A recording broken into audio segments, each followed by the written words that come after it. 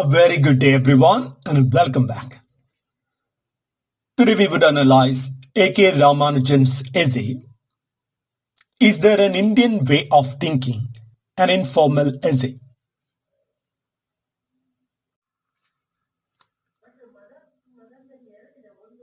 Is there an Indian way of thinking?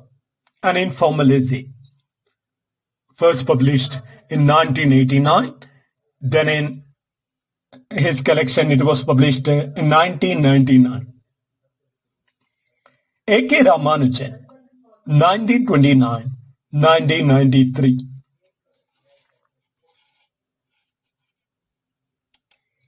A.K. Ramanujan was a distinguished Indian poet, scholar and translator, known for his deep insights into Indian culture, language and traditions. His essay, Is There an Indian Way of Thinking?, was originally presented as a lecture and later published in his book Collected Essays, 1999. The essay was first published in 1989 in the scholarly journal Contributions to Indian Sociology.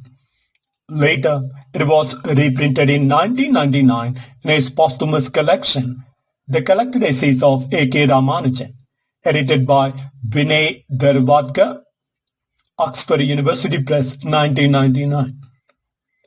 The essay explores whether Indian thought follows a distinct pattern or if it is shaped by contextual, cultural, and historical factors. Unlike a formal academic study, Ramanujan's essay is informal and reflective, blending personal anecdotes, linguistic analysis, and a philosophical inquiry to answer this question. Summary of the essay. Introduction, that is questioning the Indian way of thinking. Ramanujan begins by questioning whether Indians think in a distinct way compared to the West. He acknowledges that Indians do not have a single way of thinking, but rather a context-sensitive and a fluid approach.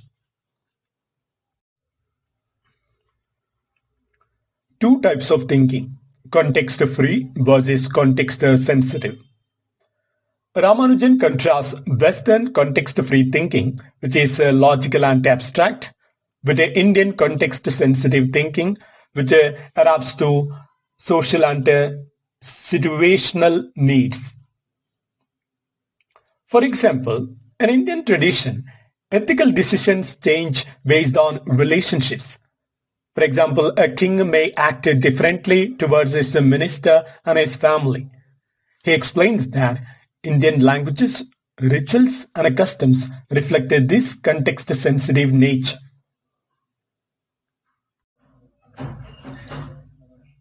Language and a social structure. Ramanujan discusses how Indian languages and their social customs reflect a hierarchy and a flexibility. Example, the word for you in Indian languages varies based on social status, familiarity, and respect.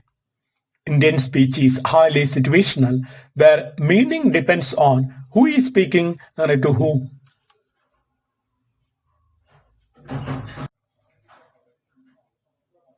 Mythology and daily life. Indian mythology, particularly the Ramayana and Mahabharata, shows how context influences morality.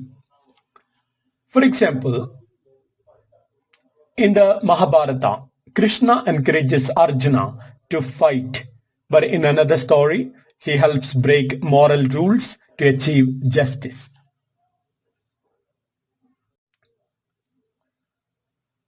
Contradictions in Indian thought. Ramanujan highlights the coexistence of opposites in Indian thinking. India has both a ritual purity and everyday practicality. Indian philosophy embraces both extreme asceticism and materialism. For example, Hindu saints versus royal luxuries. Colonial influence and modernity. Colonial rule introduced the Western rationalism and legal thinking, which contrasts with India's traditional context-sensitive approach. This led to conflicts in Indian society, where modern legal systems clashed with traditional customs. Conclusion: India's unique adaptability.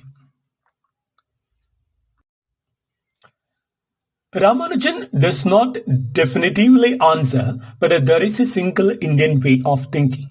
Instead, he urges that Indians think in a flexible, layered, and adaptive manner, shaped by history, language, and a culture. The key characters or conceptual figures in the essay, we can say, A.K. Ramanujan appears in the form of a narrator or thinker.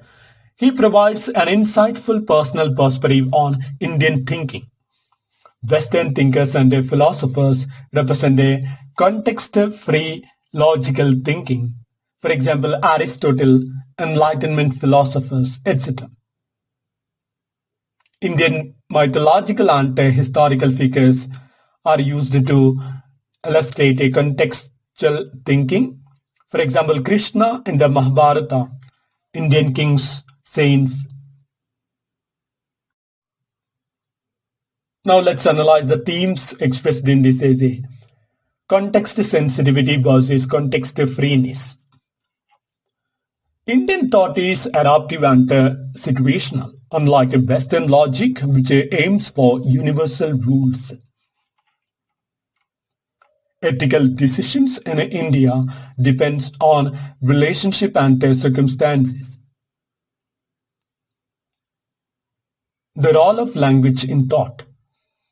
Indian languages change meaning based on social hierarchy, unlike English, which is more standardized. This shapes how Indians think and interact. Coexistence of opposites. India balances ritual purity and practical adjustments, tradition and modernity. Indian society embraces both spiritual idealists and material realities.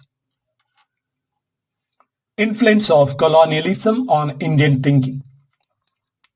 British rule introduced Western logic and legal structures, which often clashes with India's flexible traditions. This created hybrid thinking where Indians mix Western rationalism with Indian contextualism. Philosophy versus practicality in Indian culture. Indian religious texts encourage both a renunciation and a worldly success. There is no single moral core, but rather a negotiation between different values.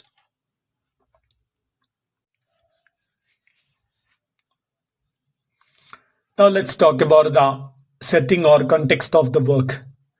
The essay is not confined to a specific setting, but it draws from ancient Indian texts, for example, the Vedas, Ramayana, the Mahabharata, etc. Colonial and post-colonial India, where modern Western thought influences traditional Indian thinking. Personal experiences of Ramanujan as a scholar of Indian culture and language.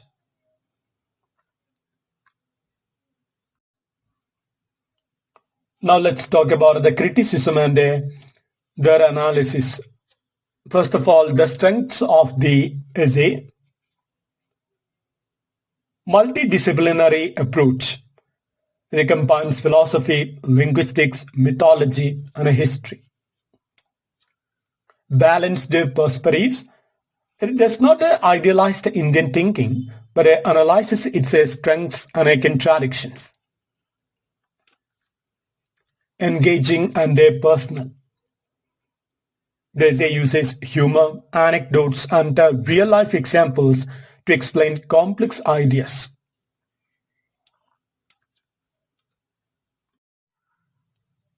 Now let's talk about the limitations and counter-arguments of the essay.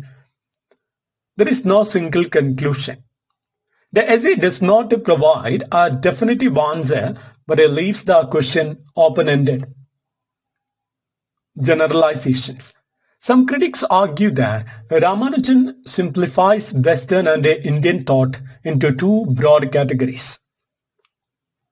Lack of empirical evidence. The essay is more observational than scientific, relying on personal insights rather than data.